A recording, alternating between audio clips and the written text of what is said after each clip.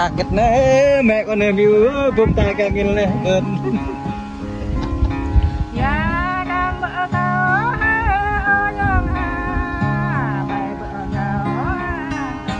qua thầm đi nó ta lên này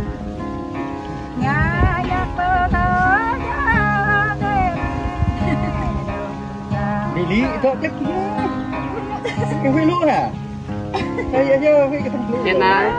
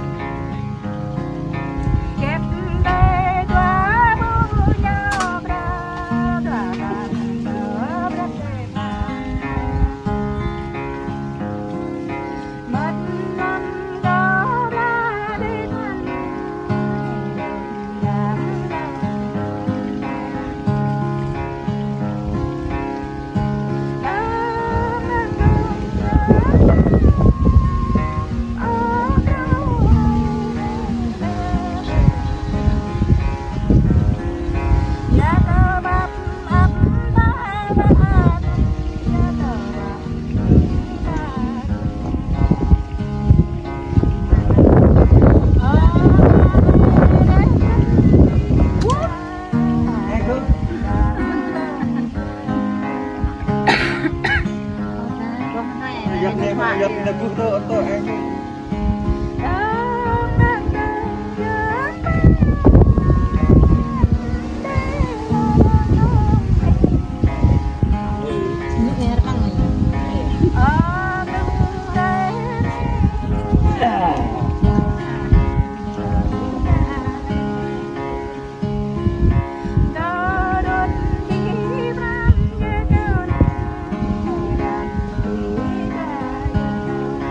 Đây này kan terakhir yo tu.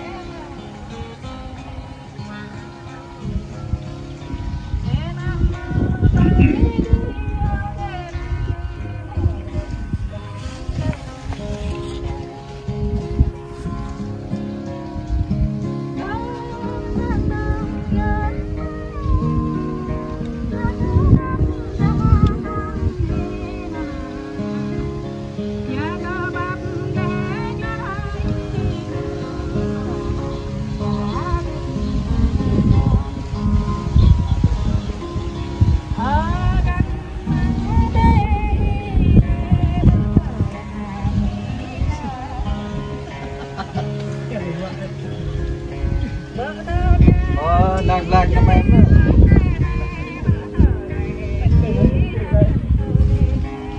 cái buổi cho con thật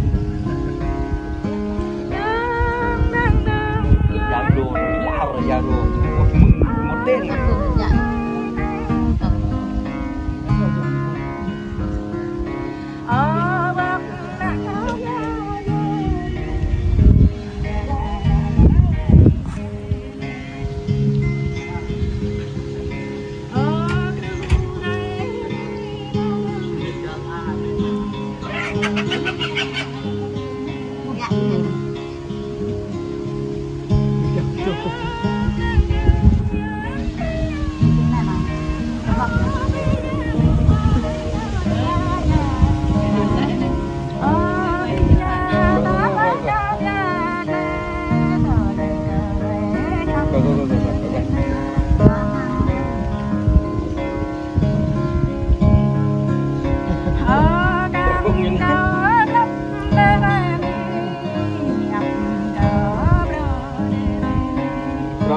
chụp giùm mình là chụp bia hoặc bro.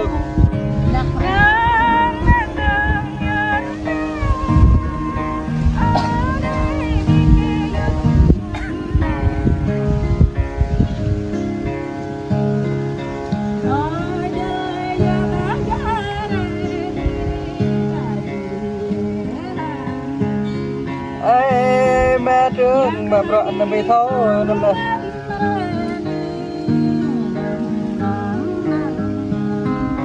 cái con kia không bật bro.